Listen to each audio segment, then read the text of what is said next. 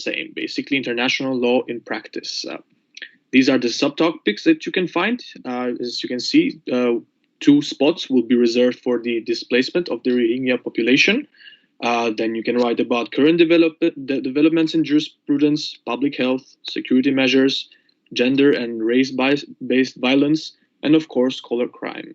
Don't forget about the Article of the Year award, basically the best article according to our standards and of course to the standards of the guest supervisors. One article will have this title, and of course, this is very good for your CV, as you can imagine. You can send your submissions over here, and for more information, you can visit our Facebook, Instagram, and LinkedIn page. So, first of all, I would like to thank the main events committee for their help in organizing this event. Special thanks goes to Mara and the head of the main events committee. And of course, to all the active members who have contributed to the organization. Of course, we would also like to thank the president, the vice president, and the media team for all their contribution. For those who don't know me, my name is David Mustafa, and I am the editor-in-chief of the ILSA Journal. The ILSA Journal is one of the many branches of ILSA, which, as its name suggests, focuses on legal and academic writing. Our work agenda is pretty simple. Each year, we announce a call for submissions with a specific theme and a specific number of requirements. Afterwards, after we receive your submissions, we start with the editing process, which is the most exciting part, or at least for some of us. Then we start with the publication process, and then we present the issue to the ENE. So also keep that in mind. If your journal makes it to the issue, then it has the chance to be presented to the ENE. So the year's theme is over there, and yeah. Now I would like to draw the attention to our distinguished guest for today, which is one of our favorite lecturers. I guess the third-year students will remember him from the Introduction to Law course. Yeah, Dr. Michael Vagias. He's a senior lecturer in the law faculty of the Hague University and the program manager for the Procuria project on professional legal writing. His research is mainly focused on questions on jurisdiction in domestic and international law. He has acted as an expert on mission for migration policy development as well as legal counsel in international cases. Dr. Vagias has contributed and is still contributing to the ILSA Journal by sharing his knowledge and his skills. Today, he will give us a lecture on academia and the process behind writing a journal. He will be sharing his knowledge, and I hope everyone enjoys this lecture, and we will welcome your questions in the end. Dr. Vagias, the floor is yours. Thank you very much, David, for these warm words of welcome. Hello, everybody. Good afternoon. A particularly warm welcome to all the Year 1 students. And I think the Year 2 students also had their final event today. So to all the students who suffered through final events today for their projects, thank you very much for joining us this evening. I am not going to take too much of your time. I will only I will make 5 points. So, point number 1. Why am I doing this together with Ms. Tremblay? Because even though in the United States and in some other countries of the world, it is very much en vogue for many, many decades to have student-run, student-reviewed journals, this is not something that happens extensively from this side of the Atlantic. It is a pity, but in many schools, faculty involvement in these projects is not considered to be something valuable for faculty to do, because faculty is supposed to publish its own research first and foremost and make a cutting-edge contribution to their corresponding field of science. They are not supposed to spend hours and hours and hours and hours looking over footnotes of student-run, student-edited journals. So This is a problem in our culture in Europe because it creates illusions, and we don't like having these illusions.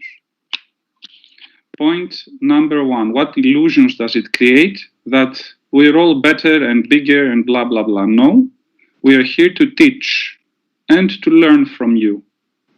And one of the most difficult things to teach and to learn is how to write. And that is what we are trying to do with this journal. Point number one. Point number two.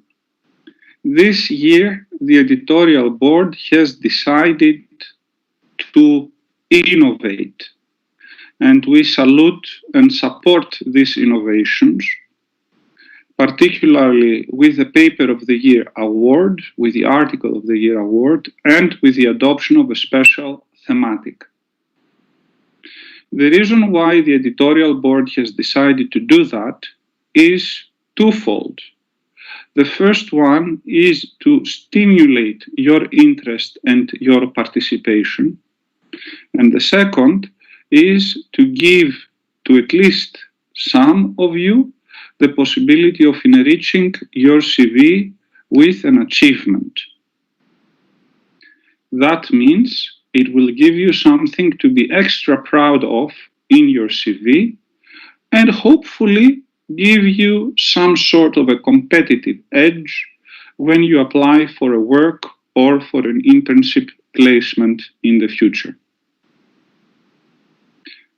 I am happy with this innovation, and I want to say thank you to the ILSA Journal board for doing it. The third point is this. We aspire to incite you to write. We don't expect you to break new ground in the relevant scholarship with your publication. We do expect you to write something which, after it goes through an editorial process, it will constitute not only a line in your CV as a publication, but also a writing sample to escort your work, internship, or maybe tomorrow master's application. Number 4. When I read a paper, what do I want to read? Number 1, work that is not sloppy. What are some of the indications of sloppy work?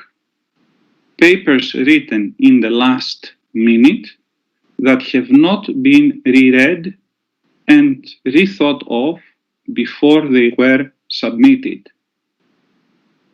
How do I know if somebody has done something sloppy in the last minute and they have not reread it or worked on it again and again and again after they have, let's put it this way, completed the main body of their work?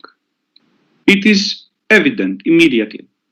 It is evident from the number of typographic and spelling mistakes, from the lack of organization in the thinking process reflected in the structure of the paper, from the lack of connection between the paragraphs within each subchapter of the paper. There are very vivid indications of that. So please, do not be sloppy. Take your time and realize that this publication may very well be the only publication you will have available for a few years to come, and therefore you would like it to be something you're proud of. Please realize that it is the ambition of the ILSA Journal editorial board, and also the painful hope for myself and Mrs. Tremblay, to be able to produce 2 issues every year. Our hope is to have issue 1 in spring and issue 2 in winter. So if you do not manage to meet the deadline for the spring issue, do not freak out. There will be another deadline. It is my ambition, and I think that this ambition is shared by Ms. Tremblay as well, that once we conclude our position as guest editors in this journal, it will have taken off sufficiently to spread its own wings, invite perhaps other colleagues who will be interested in helping and participating and investing their time in your progress, so that this journal can be something that you will always be proud of to cite and to refer to in your CV. It is an opportunity. It is not a burden. And point number 5 and last, when you write a paper, this is your paper. It is probably one of the most difficult things you will ever do, because you will project upon it the same expectations that you would project upon your own child.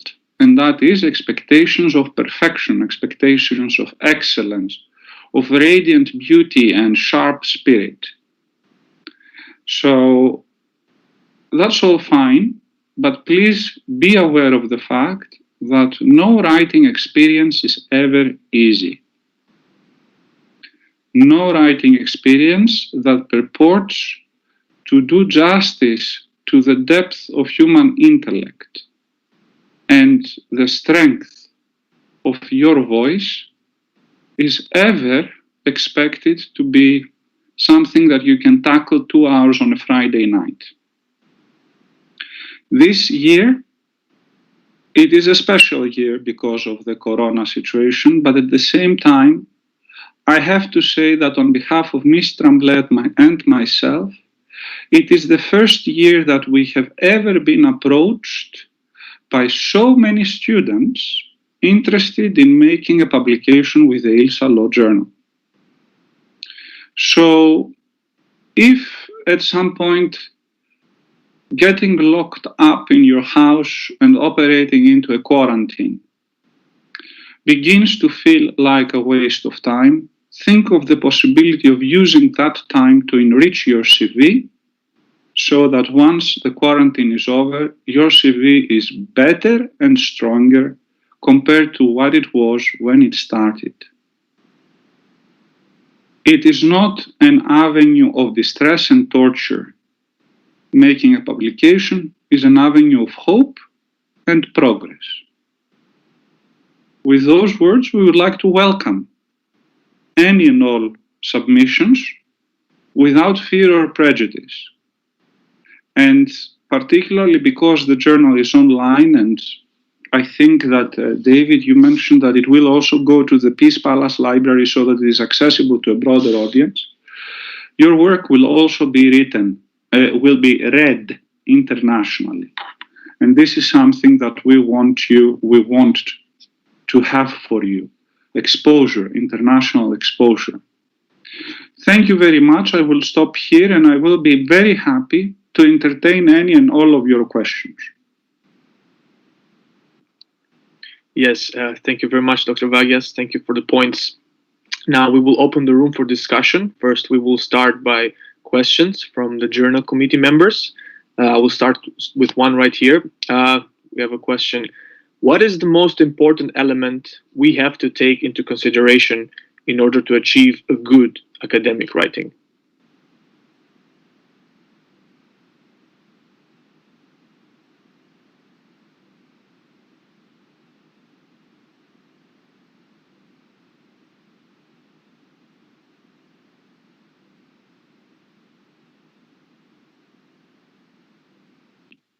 Hello? Yes, now we can hear you. Yeah. I am not one of those guests that shows up to speak and then leaves. Okay. Okay. I am here. Perfect. Perfect. Should I repeat the question, perhaps? Please, I haven't heard anything. My connection had an issue. Okay, then I'll repeat it then.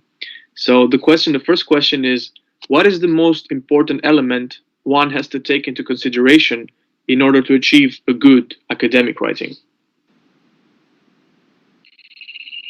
There is no one single element. There is no one single response. This is a very abstract and general question. There are certain qualities that the paper must have, and these qualities must reflect an effort. What do I mean by that? For many of you, English is not a mother tongue. The way that you were trained to write, going back to elementary school even, reflects a cultural writing tradition of the country where you come from. And sometimes the cultural tradition of the country where you come from has a very different pattern compared to what you have to do now. For example, when you're writing in a periodical, your questions, your sentences need to be very matter of fact and very well connected. To give you an example, sentence. The Rome Statute of the International Criminal Court was adopted on the 17th of July 1998. Full stop. Reference. Put in the reference, Rome Statute. This was the result of a very long process. Full stop. The word this, what does it refer to? The word this refers to the adoption of the Rome Statute on the 17th of July 1998. So instead of using one very long sentence that stems over 2 or 3 lines, we break the sentence and then we connect using the previous sentence as the subject of the next. This is something that we see in publications. This is something that we want to see also in your paper. How do you get there? How do you do it? By trying. You do not do it because you wake up one morning and you just do it. Point number 1, therefore, it requires engagement with the script. Number 2, it requires of you to get in what I like to call a little bit as the Hemingway mood. So not to think yourself as someone who needs to get a grade and therefore you have to sit down on a Friday to prepare an assignment to get a score. No. You have to think of yourself as a man with his pipe, sitting in a balcony in Cuba, looking at the ocean, getting inspired by the sea breeze, and writing about a fisherman who is out fishing. It requires a measure of inspiration. And inspiration does not come ever by pushing people to the limit. It needs to be something that comes from within. It is a creative expression. I don't want to sound too nerdy or too useless, but it is true. If you don't have this inspiration inside of you, anytime you sit down to write, it will feel like somebody is pulling out your fingernails. It's a very difficult thing to do. Okay. Now, the third thing is this, that you deal with your paper at all times with care, even when you don't like it. And that's particularly when you have to deal with it with care. Okay. The trick is this, that up till now, I don't believe any one of you has had the opportunity to claim authorship. This is authorship. I was advising one of my colleagues who took the first steps into making a peer-reviewed publication in an article recently, And we were discussing with her just how difficult it is. It is difficult because it's your name on that. This is what you think, this is what you say. So, you want to get it right. So it is a fine balance between keeping it real and keeping it good. And that's not an easy balance to achieve. To date, I have published in 2 countries, in 2 languages, in Greece and in English. I have published textbooks and articles and books.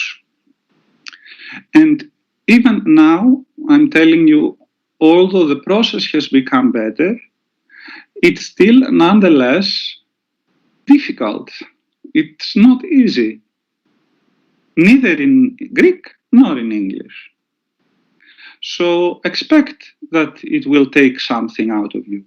But also understand this, that even Hemingway, when he was sitting in Havana, in Cuba, in order to write his famous works, he was inspired, he was determined, but he also enjoyed it. And there has to be some joy into this. It cannot all be do it just to do it because you are afraid that in the future you will not get a job if you don't do it. There are thousands of students who got jobs and internships before you did, and thousands who will after you did, and none of them had a publication in their name. This is just an effort to give you something to help you in the long run. Okay, so if you have this determination, if you have this inspiration, and if you start by making it fun, I think you should be fine. Most importantly, what helps me to write is when I think that something doesn't sit well with me and I have something to say.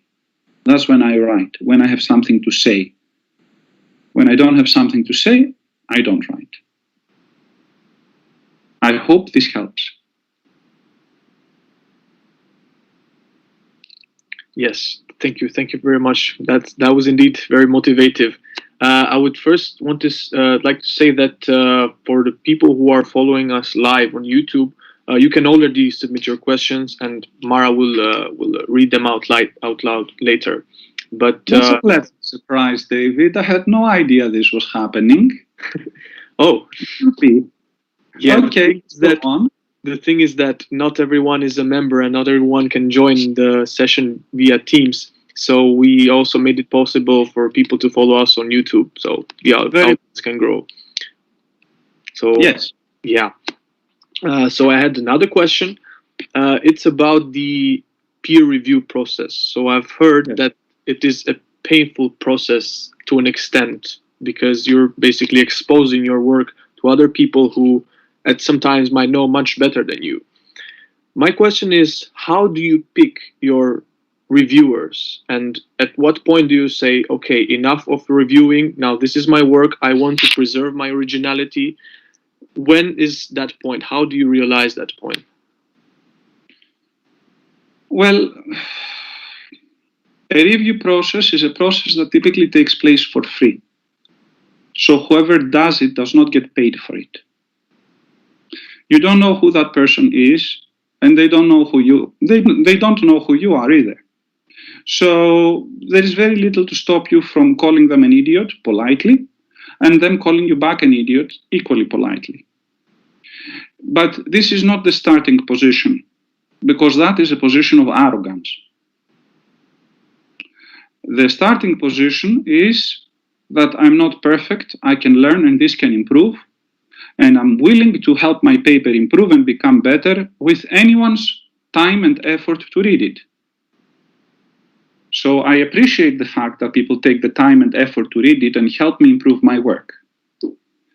But when it happens in one round of review, okay, then you have a second round of review, more observations, okay, and then you reach a third round of review where it becomes a point of contestation on the matter of view, and you see that somebody is trying to change your view and not to tell you, please don't forget to add this case, don't forget to mention this paragraph, don't forget to mention this scholar.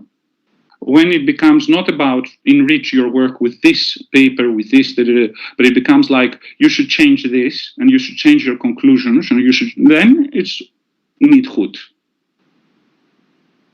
And then you say, okay, thank you, I would like to withdraw my submission. Of course, you understand that journals don't want you to do that because they've already invested time in getting you somewhere. Okay, so usually if you reach a point there, the editor-in-chief of the journal is probably going to say, whoa, let's talk about it. But yes, so improvements, yes. Changing the core, no. For the purposes of the students, are the students aware of how we do the review? I wonder. So you will submit all your work to the email address, which I think is in the announcement. After that, then someone from ILSA, could this be you, David? Probably, is going to anonymize all the papers, and that there will only be one person who will know the correspondence between author and paper, nobody else, not within ILSA, not outside of ILSA. And then the ILSA editorial board students and me and Ms. Tremblay will have the absolute pleasure of sitting down and reading. And when we sit down and we read, we will then give a score to all the papers that we read or form an opinion and put in an order of priority and say, okay, this with a little bit of work, it's publishable. This is going to take a lot more time. It's interesting, but it's not there yet. So, and then because you want the issue to come out, you invite, you inform, and then you see who responds effectively, because it can be that some people pick up on it and they work on it and they implement your feedback and it runs smoothly, and others who don't. And you're not going to hold back an entire issue over one person who takes more time. You know, there will be another issue, so whatever. Okay. But please note that we see no names. And we don't try to find out who has written a paper. We read and we give our opinion, and that's it. Yes, that is indeed the case. Of course, each of the members of the team will be assigned a journal. And of course, if it gets accepted, you will have conversations and meetings, and all the members will make suggestions, which we encourage you to follow them, so all the process can be done easier and faster. But I would like to welcome any questions from the participants. We have one in the chat. It's from Anare. How do you find inspiration? In order to be inspired, first of all, you must be rested. You cannot write if you're tired. And the second thing is this: you're not studying international and European law because of an accident. You are here and you're studying this, and not electrical engineering or hydraulic engineering or something like that, because there is something that interests you in the situation in the world out there. The process of writing is many times simply the liberty of allowing those interests to inspire you. A lot of time we have interests, but guess what? We are scared of them. We really are. Because if we let ourselves really invest in our interests, then we risk losing things. We risk losing our time, we risk losing our energy, we take chances, we take a risk, and that's always risky on its own. So how to get inspired? First of all, don't push it. It's one of those things that if you push it, it won't come. You have to let it come on its own. And secondly, I would suggest that you let your interests inspire you. Last year, and please, you'd be surprised where people find interests. Last year in the journal that we published, we had 4, if memory serves, vastly different papers. We had a paper on a judicial decision on planning, on zone planning in Holland, which somebody found extremely interesting, and he was really motivated, and he wanted to write about it, and, on zone planning, administrative zone planning. But he liked it. It was fascinating for him. Okay, so it is a good opportunity to let your interests manifest and let them inspire you and inform you about what you want to say. And probably for many of you, an original opportunity as well. Otherwise, if you push yourself to get inspired, you never will. So if you let it, it will come. It's very Zen, I know, but it's one of those things that needs to flow. It's one of those things that needs to come naturally. If it doesn't come naturally and you push it, nothing good comes out of it.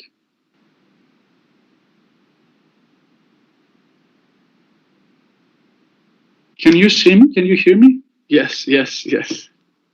Okay. We have some questions, and Mara will continue reading them. Hello, Mara. Hello, thank you so much for all the useful information. I see that we have a couple of hands which are up. I'm going to start with Annika. Thank you very much. First of all, let me thank you, Dr. Vagias and ILSA, for the seminar today. Can you hear me? Perfectly. Okay, perfect. I have 2 questions actually, and they're mostly related to the submission requirements. So I read the announcement on Blackboard, but I did want to ask first, the theme that is there right now, I mean the sub-themes, yes, and then international law and practice. But I did want to ask if this could also include European law to a certain extent, if, for example, European public law, which also addresses international law. And my second question was, if our submissions can be inspired by previous work that we did. For example, 3 students just had their research lab and maybe found some inspiration there. How is the procedure? Would that be plagiarizing our own work if we use some stuff from that? So that's it. Thank you. You want to do it or should I? Yes, I can go ahead. So Go ahead. Yes, thank you very much for the question. So basically, the first one, the answer would be yes. European law is also included. We had last year an article about European law. So basically, it's not restricted. Anything is welcomed. So yeah, and in regards to the research lab, I think it would be allowed. Of course, you have to. I'm assuming you're a 3rd-year student, so you're already aware of the procedures and the plagiarism and everything. So for as long as you manage to come up with something new and a proper paper, then I guess, of course, it would be welcomed and allowed as well. This is not an exercise where we grade people. We're not going to conduct a plagiarism check. This is an opportunity for you to express yourself with your work. But please make sure that it is your work, not somebody else's work that you pass as your own. Even if it is previous work, but it is your own. Okay, thank you very much. This answers my question. I just think because we did the research proposal, and for many, since we don't get to write the proposal out to an article, I think many have decided to do a topic that we're very passionate about, and now maybe some of us are looking to write an article about this. Thank you. Yeah, exactly. Like the idea is, so you write a proposal for this year, so next year you can write, let's say, a thesis around it. So this is basically the same thing. You can either write a thesis on it, or you can write a paper and publish it on ILSA. So in that case, don't write a thesis on the basis of the proposal you wrote this year. You have to write a new proposal on a new topic next year for a thesis. So that's why the point was made that they have the proposal ready and now what they will do with it. But yes, because it's a big no-no in the thesis to use this year's proposal. You have to do a proposal anew. Thank you. And this actually also answers a question which we received on the YouTube Live. It was regarding if the journal publication of ILSA is limited to a specific field of law, but I think you already covered that since you said that it's open to everything. And there was another technical question on Instagram which we received. Can a group of people submit a paper or it has to be individually? Well, if they do submit a paper together, then all their names will have to be there. It cannot be submitted only with one author. There will have to be all the names of the authors in the paper.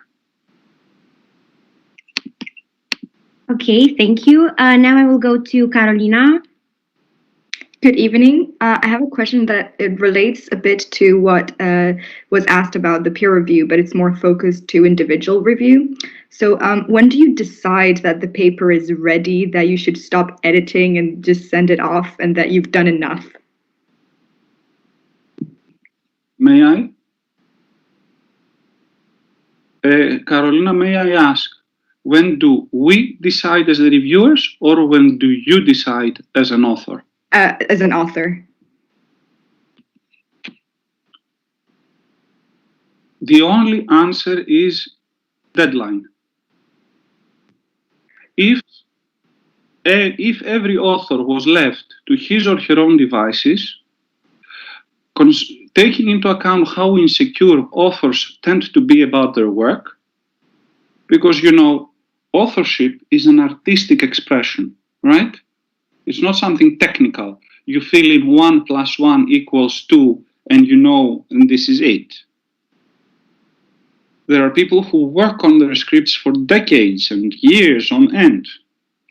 So the one thing that gets production going, literary production going, is deadlines. That's when your work is ready, when the deadline has arrived. I hope that helps. So basically just do whatever you can until the deadline and then you just have to read it. Because I can tell you a few things, right, from my own experience. When I know this is when I have developed, after 15 years of writing, my own inherent, thing of when I know that this argument is ready. But for me to get here, it took a lot of time, and it happens only on certain topics that I'm really confident that I know what I'm talking about. But there are also topics that I approach for the first time, and you will always be insecure. Because there will always be things you don't know. There will always be that paper that you haven't read or that judgment that you kind of missed, So work on it until the deadline arrives, and then you submit it and you see what happens. Because otherwise, I mean, if you don't have deadlines, nothing ever happens. Okay. And I can tell you one thing. When you grow up, it may be that one of your students one day will ask you, give us something of yours to read, something that you're very proud of, like one of your best papers, right? And you have written like 10, 12, 15, something. And then what you do is you sit there and you're thinking, should I give them this? No, this one. Should I give them that? I'm not sure about that one. And then you think about it, you say, okay, I'll give them that one. So even after it's published, you can still be, maybe this could have been a little bit better and that could have been a little bit better. Okay, and so, yes, deadlines. Okay, thank you. Thank you. I see there's another hand up. Please go ahead and ask the question.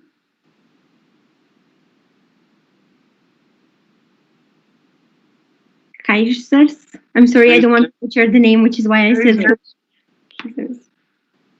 Hello, can you hear me? Perfect. Great. Hi, my name is Sharon for the people that don't know me. So thank you for this very interesting seminar, Dr. Vagias. So my question is how do you overcome writer's block? Because currently I've been sitting in a huge writer's block and I just can't seem to get out of it. So I was hoping if you could share some tips. Many people have it. You're not alone. I know. There are many different ways that you can approach it. In my experience, the best way to do it is to stop caring about what comes out.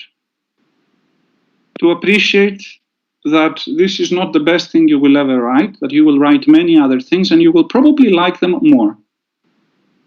And to understand that it may be a little bit difficult in the beginning, but it's okay because it will get a lot better later on. And at the end of the day, this is not something that you have to do as a matter of obligation.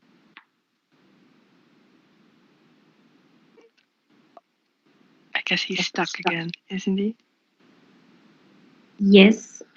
Dr. Vagias, can you hear us? But at the end of the day, I think that letting go of perfectionism and letting go of, this is going to be perfect and it has to be perfect, it will be what it will be. When parents have a baby, they never know what it will grow up to be. They never know. So what makes you think that you will know what your baby will look like when you start working on it? Mm-hmm, mm-hmm.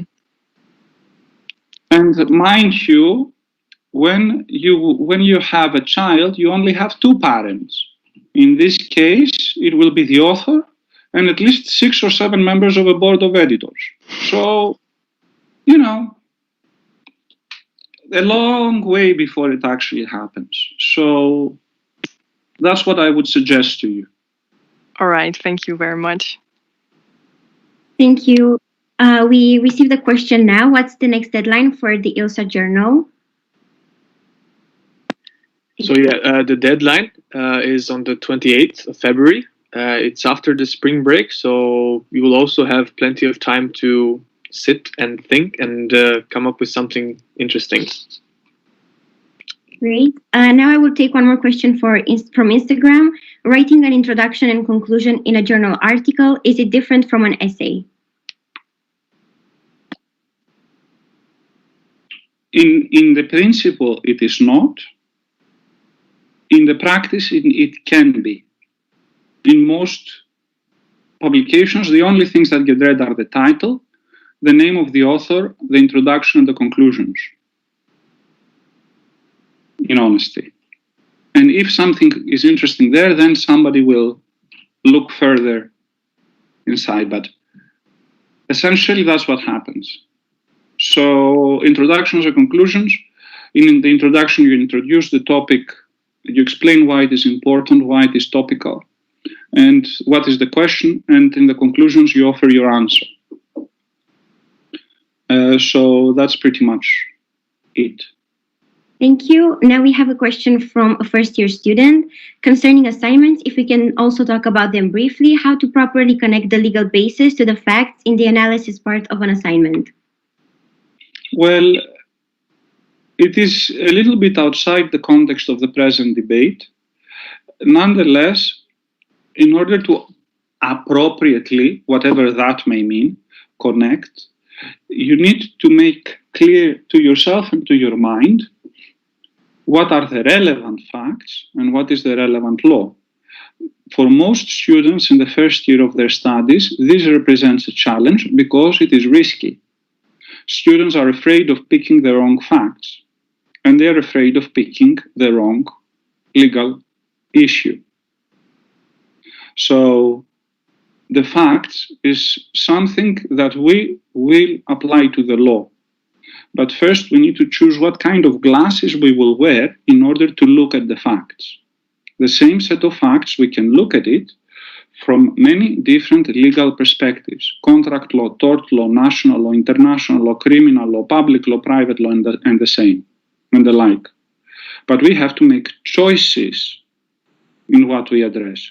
So if you're driving a taxi and on your way to the airport you cause a traffic accident because you're drunk, your contract law assignment is going to focus on different things than your criminal law assignment. So the important thing in those circumstances is, after you read and understand the facts, to make clear to yourself what glasses you're using in order to look at the facts. And that will help you connect better, because it will help you, it will inform your choices. But in year one, a lot of students are insecure and they are afraid to make these choices. But in reality, it's something that you have to make. Thank you. We also have a new hand up, so please go ahead and ask the question. Hello, I hope everyone is fine and can hear me. Perfectly. Wonderful. So I think my question has sort of been answered already, but I was wondering if it's also okay to write about the enforcement of environmental law in a Yes. case study. Okay, perfect. Thank you. Yes, yes. Great. We also have another question from Instagram. How to come up with a topic which is appropriate for a journal submission or for a thesis paper? I have had this discussion twice already with another student, and I need to make something clear. You can write about extremely controversial issues like Palestine, like nuclear disarmament, like human rights protection in Russia for political dissidents. The issue as such is not the problem. The way you address the issue is. We are not in the business of writing for an activist NGO who seeks to change the world. If that's the kind of paper you want to write, I would strongly recommend that you take a look online for periodicals that house this kind of publications because they exist. For us, what matters is the ability to write as an academic, and that means that you need to take a step back and to make a reasoned assessment of both sides to the argument and both points of view. You can then take your own position, but you are not going to do that as an activist. You're going to do that from the standpoint of a third, as objective as possible, bystander. So, what topic can you choose? Any topic you want. The problem is not the topic. The problem is how you go about addressing it. And this means that when you're writing it, if you write a political paper, it will not be accepted because this is the ILSA Law Journal.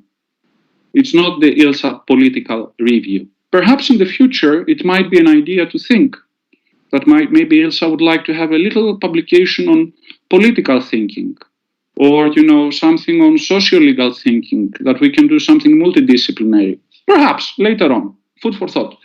But right now, the emphasis is on getting some solid legal writing done. Thank you. Also, just a reminder for those of you who are watching on YouTube, we have put up the link for the call submission for the journal also there, because there was someone who was asking for it. And if there are any other questions, please ask them now or write them in the chat. Otherwise, this is the last question from Instagram. Can you give us any tips on how to cut off information and make a document as concise as possible? No. The only thing I can tell you is this. A lot depends on the selection of choices that you make about what to put there, on the credibility of the sources you cite and use, number one, and on the legal methodology you use for your paper. So, the sources that you will use as sources of law that you cannot ever cut out are treaty provisions, rules of customary law, judicial decisions. They have to be there, don't remove them. The things that you can cut out. Hello? Yes, it's fine. May I? Yes, please. Yes. So the things that you can cut down are ancillary or irrelevant. And that means, conceivably anything can be relevant to anything. A butterfly bats its wings in the Pacific and we have an earthquake in Europe. But you will have to be a little bit more focused on the topic that you deal with. To give you an example, I was reviewing a paper for a very, very important journal that was submitted by someone I don't know who. The paper was about, guess what? the Rohingya, the Myanmar situation, and the paper wanted to talk about something like deportation as a continuous crime. So I don't know if you've heard about deportation. Hello? Yes, we can hear you. Okay. But while it was talking about deportation, it also introduced questions like forced pregnancy, genocide, dolus specialis, the proceedings at the ICC, and, Maida's beard, and gold in Alaska, and everything. So, as you can imagine, all of these things are part of the greater situation concerning and involving the Rohingya and Myanmar and Bangladesh, etc. But you have to make choices. So, and when you choose that you're going to go down this path, then you go down that path. And you choose your battles. And you stick with it. You don't explore everything because you don't have the space, you don't have the time. And the paper is going to lose its focus if you do so. Okay. That's about it.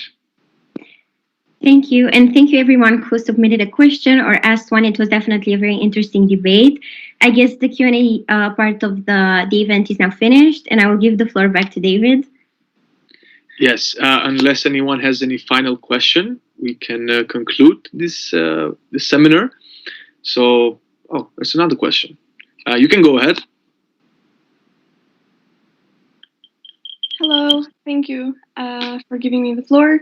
I wanted to ask Mr. Vagias something. I know he has published a book on Cambridge University Press, I think, on the territorial jurisdiction of the ICC, and I wanted to ask him. I wanted to ask you if is it because you were just purely interested in that topic, or is that something you had to say from your point of view that was not right, or that you wanted to contribute to this book specifically? So is it just pure passion and interest, or something that you had to say about the development? It's something that I needed to get off my chest. Okay. And I had to do it because it would choke me otherwise. So you didn't agree with some things, okay. Well, it's not only that you don't agree, it's also that when some things fundamentally bother you, you decide at some point to do something about them. And there were some things that fundamentally bothered me, and one of those things is hypocrisy. Hypocrisy on the international plane is the prerogative of states, and it happens all over the world and all the time. But particularly, when we present ourselves in the liberal and developed Western world as the ones who know better, and then we end up advancing and advocating the most antiquated positions known to man in order to protect what we believe to be our interests. And in fact, they are not our interests.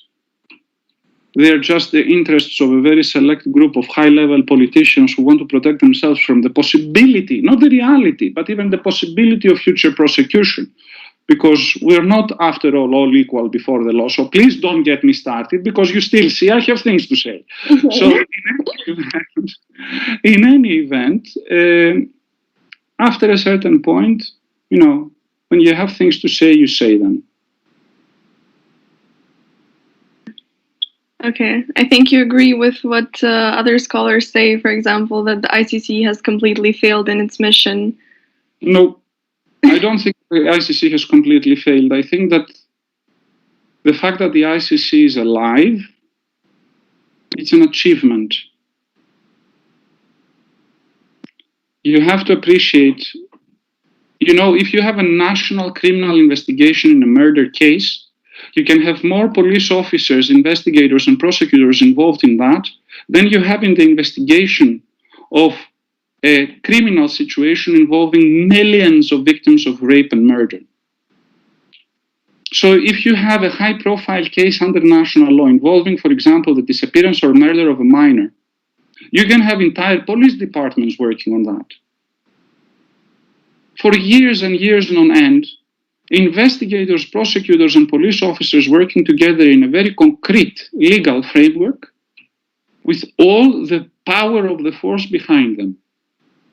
And they will be more in numbers and in capacity than the 2.5 people in the office of the prosecutor begging for evidence to be sent to them. Please, please, please send us evidence from the other side of the world. So if you look at it from that perspective, I don't think that it has failed. I do think that it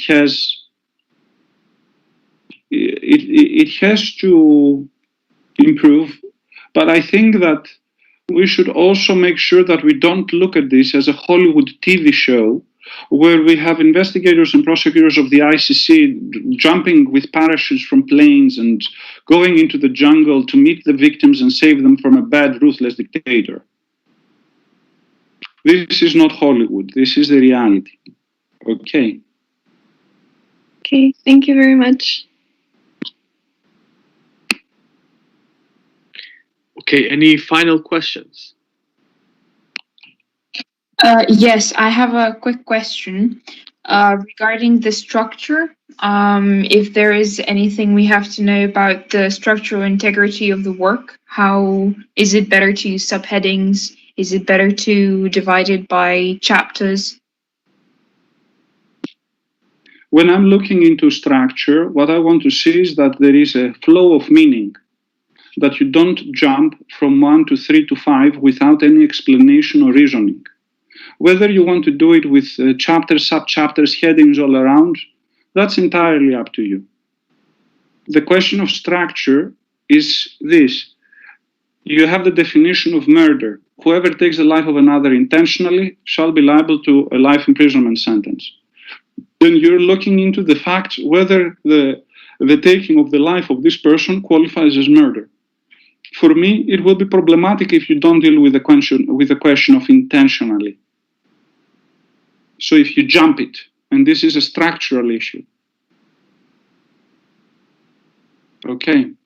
Dealing with the question of the Rohingya, for me it would be problematic if you don't discuss at all, even in one paragraph, even in 2 paragraphs, what has been going on with the Rohingya before 2015. You have to have some context. You cannot just parachute the topic. Okay.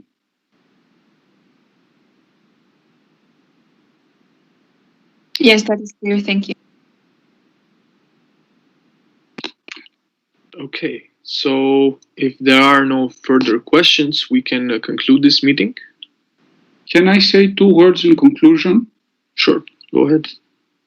Your participation, dear students, today here makes the time, the considerable time that we invest in this endeavor worthwhile. And I want to thank you for it. Because if there is interest on your part, we will somehow try to find the time and willingness on our part to do it. But if this is not interesting for you, then why should we bother? So thank you very much, because in spite of the very difficult day that you had, you were here today and you took the time, and I really appreciate that, so thank you.